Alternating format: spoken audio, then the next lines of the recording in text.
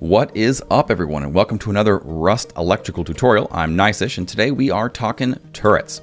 All right, so the basics of a turret. To build one, you need a targeting computer, 1 CCTV camera, and 10 high qual. You can also find them in military crates, lock crates, and even sometimes on scientists. By far, the easiest way to get them is to just go over to Outpost and purchase one for 400 scrap. The weapons that they can take any firearm with the exception of the rocket launcher, grenade launcher, and flamethrower. They can take firearms only, so no melee weapons. The range of the turret based on the firearm in it, the gun you choose to put in it, is not going to change. So putting a sniper rifle in here is not going to give you a greater distance over a pistol. The only attributes that are transferred to the turret is the actual weapon itself. So if you have, a high-powered pistol versus a rifle, that's the only difference. The health of a turret is 1,000, and so you can damage them in a multitude of ways. Standard gunfire does somewhere around 5 for the rifle. It's going to depend on the actual gun itself, obviously. Melee weapons, same thing. They do actually a significant amount of damage to these, and of course the stronger or the more deadly the melee weapon, the more it will take off. By far the best way to take these out is using fire. You can, from a distance, using incendiary ammo, for example, you can create a sort of burning fire underneath this thing, and you'll see that the health of this flies down pretty quick. So the best, this is like a way that I tend to do it, is just kind of get sort of an elevated position and shoot underneath it to get these little fires going. You can also obviously use incendiary rockets, but if you don't have that, this works just as well too. So that is pretty much the basics here. Let's just get rid of this. So the next thing we're going to do is we're going to set up just a very, very simple single turret. And this is sort of the general first thing that people do early in the wipe. I'm just going to point out a couple of things. The turret itself requires 10 volts, 11 if you want to use one or all of these. That's a tip. We'll talk about this more here in a minute, but you don't need to do 10, 11, 12, or 13 volts. If you can just do 10 and 11, and it will Rust magic use 1 volt for all of them, even at the same time. So if you have a small battery, you have to hook directly the battery straight to this because it requires 10 volts, and the max output of small battery, a car battery, is 10 volts. Any other battery, medium or large, you're going to want to put a switch on this because in order to open it, in order to fill it, redo, whatever, restock your ammo, whatever, take people off of it, it has to be off. So every one of these setups is going to have this battery, and it's just running. We got 2 inputs running to a branch switch here. I've got a video how to wire like a pro and 5 tips. You could watch those for more information about this stuff. So from a power source, you're just going to run to a switch, and then you're going to run out of that switch to your turret. And it is as simple as that. Once you have this hooked up, you have to send a minimum of 10, a maximum of 11, like I just said, after the switch. So you got to account for the switch. So for just the basics here, it'd be 10 volts here, 11 for that, 10, 11, and you would set this to 11. And so that's going to power the switch, and it's going to power the turret. And if you look at the power in on the turret, we're getting 10 there, predictably 11 here, 10 coming out because it's using 1. And there you go. That is the simple, quick and dirty on the single turret. Okay, so multiple turrets. So this is kind of where I think things get a little more confusing because how do you hook up a multitude of turrets, and how do you not waste all your volts, and so forth. So the best way to do this, and so is always going to be some combination of a splitter and some combination of a branch. And so you will see sometimes that people like to set up their turrets, and they'll say, well, let's put one branch in front of every turret, and you send the branch out, set the 10, and set that over to your turret, and then daisy chain these and all stuff. In most cases, with the exception of either 1 turret or 2 turrets, this is not the most efficient way to do it. One, you don't need a switch on every turret. That's not really necessary. And so the more common way to do this, and kind of the more efficient way to do this, elegant way to do this, if you will, is to have 1 switch for groups of turrets, or even all the turrets. So let's just say in this case you have 3 turrets, like up there on that shelf there. The best way to do that would be to use a splitter, because a splitter has 3 outputs. You can use a splitter for 2 outputs or 3 outputs. It will cut it either in 2 or into thirds, depending on how many things are hooked to it. And so in this scenario, it's very, very simple. You're just going to run, you know, each turret, you're going to run that to one of the inputs on your thing. So we'll just kind of do a little spread out fan here, I guess, to kind of make this so you can see where these are hooked up. And that's really it for this. It's not a very complicated build.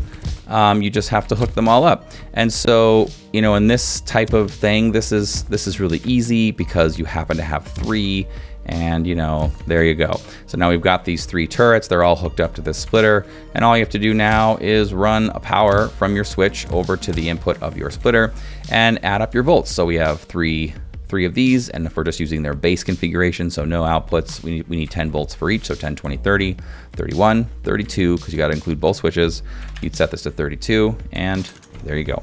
So now you have 3 turrets running off of 1 switch, and that's pretty easy. So now let's say that you have 4 turrets. You know, I've covered this in one of my other videos. You can check that one out to kind of remind yourself how this works. Let's say you have 4 turrets. How do you do that? This thing only has 3 outputs. So if you have 4, a very, very quick and easy fix is just to add a branch to the side of your splitter, and the power out of that branch will be that 4th output that you need. And so you would, just like the other ones, you would just run your lines to each one, and we'll just go ahead and do the same sort of thing here, so that it's, you know, it's easy to follow. And so, you know, you run these over, and then, you know, predictably, as you already know, we don't have enough outputs. And so what you do is you just use this power out as your 4th output, and I'll just run that along the same bundle there. And so there we go. Now we have 4 turrets hooked up, and to connect this system together, it's very, very simple.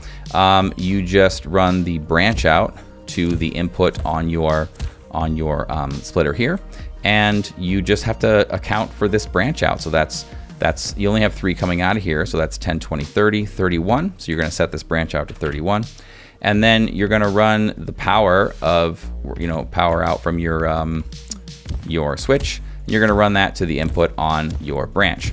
And so to account for this power out over here, all you have to do is add up everything. So 10, 20, 30, 40, 41, 42, 43. And so if you set this to 43, it's going to automatically split everything up because you set this to 31. So you're going to get 10 coming out of here. Turn this on, and there you go. Now you have 4 turrets hooked up. You've maximized the voltage, not wasting anything. Everyone's getting exactly 10. It only costs you 1 extra volt to use the branch to do this. That's awesome. And so let's just say can we tie these together and just make, you know, one big, we put 7 turrets on 1 switch. I think you see where we're going with this. Yes, you can. It's actually very, very simple. All you do is just add a branch. I mean, if you haven't figured this out, a lot of times I'm just going to say add a branch. And your power out is going to run to this branch here. And then it doesn't matter which one you choose, you just pick one. So the branch out here, we'll go ahead and run that to this top one here. And as you remember, it's 10, 20, 30, 31. So we have to tell that branch, well, we want that much coming out of there. And then this other one, you're simply going to run down into this other one. And as long as this one's already set to 31 for this one. So now all you have to do to account for that and these 2 power outs is add everything up. So we have 7 turrets, so that's 70, 71, 72, 73, 74, 75. So if you set this to 75, it's going to route everything accordingly, and there you go. Now we have 7 turrets on 1 switch. And so, you know, the point here is that if you don't have exactly multiples of 3, you can just use splitters. Sometimes it can feel a little bit more complicated, but you can very easily set up any number of turrets on 1 switch, up to 9, in fact, and we'll do that in the end. And yeah, there you go. That's multiple turrets. Okay, so the next thing we're going to talk about is the outputs. And I'm talking about these 3 outputs on the turret. We've got a no ammo, low ammo, and has target. The low ammo, the no ammo, obviously, is when you have 0 bullets left in your storage. That does not include, you can have bullets in the gun, in the weapon, but the no ammo sends out a signal once this is empty. The ammo storage boxes are empty.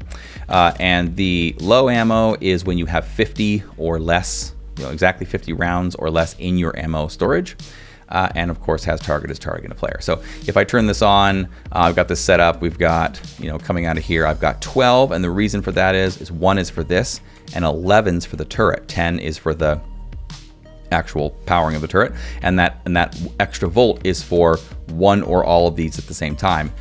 So Rust doesn't actually care. It's magic, right? So 1 volt can be 1 or times 3, so you only ever need 11, max 11, and you can have all 3 of these outputs going at the same time, and it will work. So for now, at least as the recording of this video. So if I turn this on, you'll see that I have 12 arriving here, 11 coming out here. That means I have 11 arriving here. 10 of that's for the switch, and then the other ones for these. And as I told you before, see how we're already using 2 of them, no ammo, low ammo, and that's only 1 volt, so it doesn't make sense. But ignore that. So, and that's how this works. And so if the conditions are true, it'll send out a volt. I refer to these as reference volts because it'll only ever send out 1 volt. You can't send 20 volts in here and expect to get an extra 10 coming out of here. It'll only ever pass 1, and so it's a reference volt to do something, either toggle something or power something that requires only 1 volt. So if you were to shut this down, and let's see, do I have any? We'll grab some bullets here. And if I put in exactly 50 rounds and turn this back on, you'll see that now the no ammo is no longer sending out, but the low ammo is because I'm at 50. So if I remove 1 bullet and turn this back on, now I have low ammo. Excuse me, if I added a bullet, I should say. That's what I meant to do. I meant to add a bullet. If I add a bullet here to make it 51, there we go. Now the low ammo is off because we've went over 50. So that's that threshold, 50 or lower. The other thing you can do with this is you can use, this is a great way if you're like on the server and you're playing, you could use an RF broadcaster, and you could say send your low ammo, to that instead. And what that'll do is I'll shut this down and we'll turn off, because that only requires 1. If I take 1 or 2 out, whatever. Now the broadcaster's broadcasting, so if you have a pager, it will be, telling you that you have low ammo, or if you have a target or whatever. You can also use the smart alarm. It's the exact same thing. If you set it to the smart alarm, you can set it to Rust Plus, and you'll get a text, in real life on your cell phone. So those are the outputs. I mean, these are very, very versatile. There's a lot of things you can do with this besides this. This is just to sort of illustrate what is happening here. But in addition to things like the broadcaster or the Rust Plus, you can have these, toggle other stuff. And I'm gonna actually show you one option there right here. To show you sort of the versatility of these things. Okay, so the next thing we're gonna do is the tips and tricks. I'm going to start by showing you guys a basic. So a lot of you probably are aware of this simple circuit. I'm gonna set up this HBHF sensor, and I'm going to just run that straight over to this door controller that's paired to this door. And so if it detects a player, and right now I have it set to exclude me so that it opens. This is a very simple turret door. If you have a functioning turret behind this door, the idea is a player runs up, it opens, they get shot, so forth. So if I were to set up a very, very simple, let's grab a switch. If I were to set up a very, very simple turret here, remember how we're gonna run out of one of these, doesn't matter which one. I'm gonna run power into here. I'm gonna go ahead and run 12 because I want to use the turret and I want to use one of these outputs, right? So I'm just gonna run this. In fact, I'll just jump right through the wall right here and come down here. We'll run this to here. There we go. And I'm gonna set this to 12 so that I can have an extra volt left over to use one of these outputs. And so if I turn this on, there we go, we have a functioning turret. Okay, and so that's great. So if you have this functioning turret, someone's running up on your base, right? And it opens. But what happens if that turret is out of ammo, or it runs out of ammo, or they bait it? Because baiting turrets is super, super, super easy. So one cool thing you can do is you can actually use these outputs to close the door, depending on if you want it to close at no ammo or low ammo. I mean, no ammo makes more sense, so let's make sure that let's put a bullet in there. I think you have to have a weapon in order to do that. So we'll go ahead and toss a Python in there and 1 bullet. so that there's not no ammo, there's some ammo. And then we're going to just do a kind of a real little tiny little rewire here. And so if you're not really familiar with the AND switch, you can look at the video that I posted on those. The link will be above. But you can use an AND switch, and in this case, you need an AND switch because you have to power the blocker and the door controller, and the HBHF sensor will only send out 1 volt. So you have to use the AND switch, the HBHF sensor, as a sort of what do you call it? It's like to toggle the AND switch, if you will. So we're just going to run that HBHF sensor to one side of the AND switch, and then I'm just going to run power to the other side. And so it doesn't. You only need 2 because the AND switch is going to function as the power. The HBHF sensor is going to power the AND switch for us. So we only need 2 to pass through. One to power this and 1 to power that.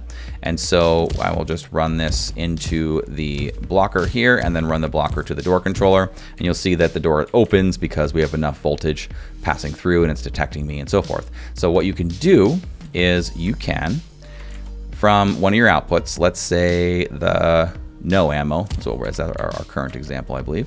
And so I'm going to run this just over here, up here, and I'm going to pop it out of the wall right here because I'm lazy. And so I've run this no ammo to the block pass through on the blocker. And so what that's going to do is once the turret's running, so if I turn this on, so right now it's running, no big deal, right? So this would be if I ran up on the turret. The doors would open still, just like normal. There you go.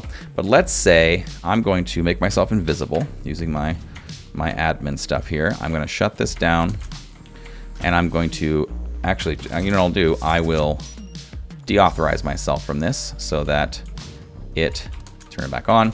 I'm going to run back over here. I'm going to turn off my invisibility. So now it's going to detect me. The doors are going to open, and it's going to shoot at me. And when it runs out of ammo, the doors are actually going to close. There we go, shoots me, runs out of ammo, doors closed. So this is an excellent, excellent circuit to use to protect your turrets. And all I did there was, make it so that the output here, the no ammo, was run to this blocker. And so it's blocking the blocker and not allowing the door to open. So this is a great way to shut the door when your turret runs out of bullets. That is probably one of the coolest things you can do. I use this all the time. All right, so that was tips and tricks, and now we're gonna do max turrets. So this is the 9 turrets. I'm sure you've seen a ton of videos about this. You can, on a large battery, fit 9. We should probably turn this off.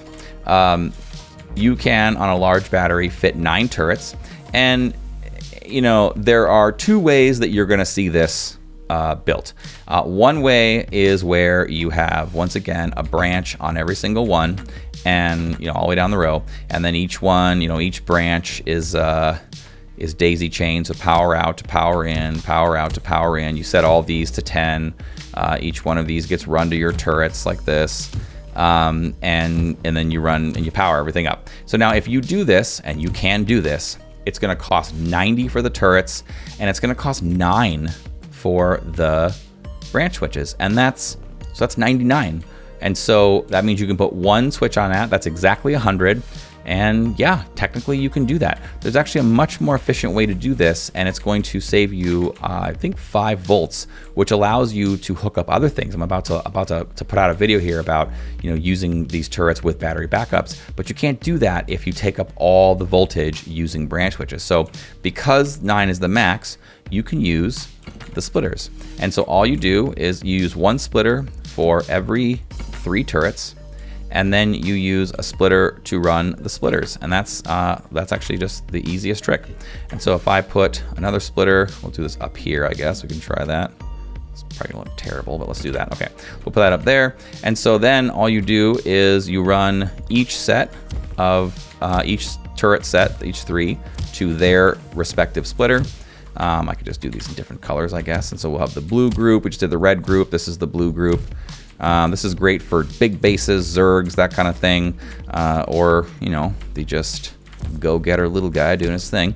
And so here we have our 3 sets, just like that. There you go. You got your 3 reds, 3 greens, 3 blues, and now all you need to do is hook these ones out to these here. So this one will go straight down to here. And this one will go over to here. And so you've powered up all these off of that one. And then your switch is going to run from your power switch there. You're going to run that to the top splitter up there. And then all you have to do is add this up. And so here we have it broken down into sections. So we have 9 turrets. That's 90, 91, 92, 93, 94, 95. So if I come over here and I set this to 95 and turn this on, there you go. That's 9 turrets all at once off of one switch. And you still have 5 volts left over. And that might not seem like a lot, you know, 5 volts might not feel like it's a whole lot you can do with that. But you can. I mean, this is how you have enough volts to set it up on a battery backup or set it up on some other stuff, all off of one battery. So that is the point. Okay, so that's 9 turrets on one switch. Hey guys, I got nothing else on this. If you guys have any questions or comments, please leave them below. You can also get me on my Discord if you'd like to jump on my server and get a first-hand tutorial. I'm also happy about that. Just search Gneissish Games in the modded section.